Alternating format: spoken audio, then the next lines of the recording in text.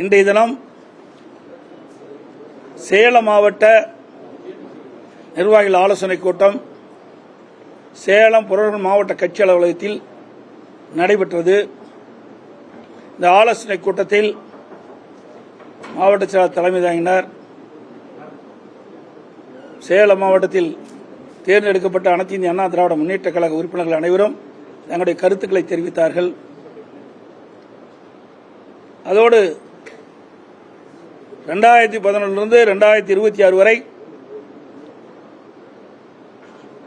சட்டமன்ற பொதுத் தேர்தலில் அனைத்து இந்திய அண்ணா திராவிட முன்னேற்ற கழகம் அதிக இடங்களில் வெற்றி பெற்று சேலம் மாவட்டம் அனைத்து இந்திய அண்ணா திராவிட முன்னேற்ற கழகத்தினுடைய கோட்டையாக விளங்கிக் கொண்டிருக்கின்றன என்பதை இந்த நேரத்தில் தெரிவிக்க விரும்புகின்றேன்.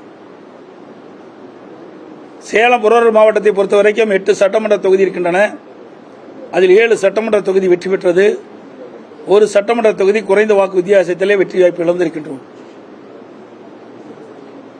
இருந்தாலும் தமிழகம் முழுவதும் அனைத்து இந்திய அண்ணா திராவிட முன்னேற்ற கழக கட்சி சார்பாக போட்டியிட்ட வேட்பாளர்கள் 47 இடங்களில் வெற்றி பெற்றிருக்கின்றோம். இன்றைய தினம் தமிழகத்தில் ஆட்சி நடக்கிறதா இல்லையா என்று சந்தேகம் நிலவிக் கொண்டிருக்கின்றது. அனைத்து இந்திய அண்ணா திராவிட முன்னேற்ற கழக ஆட்சி இருக்கின்ற பொழுது பல்வேறு திட்டங்களை கொண்டு வந்து சேலம் மாவட்டம் மட்டுமல்ல தமிழ்நாட்டில் இருக்கின்ற அனைத்து மாவட்டங்களும் வளர்ச்சி பெறுவதற்கு அதிமுக அரசாங்கம் பல்வேறு நடவடிக்கை எடுக்கப்பட்டது.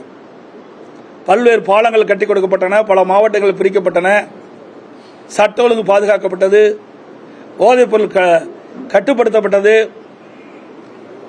அனைத்து இந்திய அண்ணா திராவிட முன்னேற்ற கழகம் தேர்தல் நேரத்திலே கொடுக்கப்பட்ட வாக்குறுதி பெரும்பாலும் நிறைவேற்றப்பட்டது. இப்படி பல்வேறு திட்டங்களை கொண்டு வந்து அரசாங்கம் அதிமுக அரசாங்கம் இருந்த என்பதை நேரத்தில் தெரிவிக்க விரும்புகின்றேன். அனைத்து இந்திய அண்ணா திராவிட முன்னேற்ற கழகத்தை பொறுத்தவரைக்கும் ஆட்சியில் இருந்தாலும் இல்லாவிட்டாலும் மக்கள் பிரச்சனை என்று வருகின்ற பொழுது அந்த மக்களுடைய பிரச்சனையை தீர்ப்பதற்கு முதல் குரல் கொடுக்கின்ற கட்சி அனைத்து இந்திய அண்ணா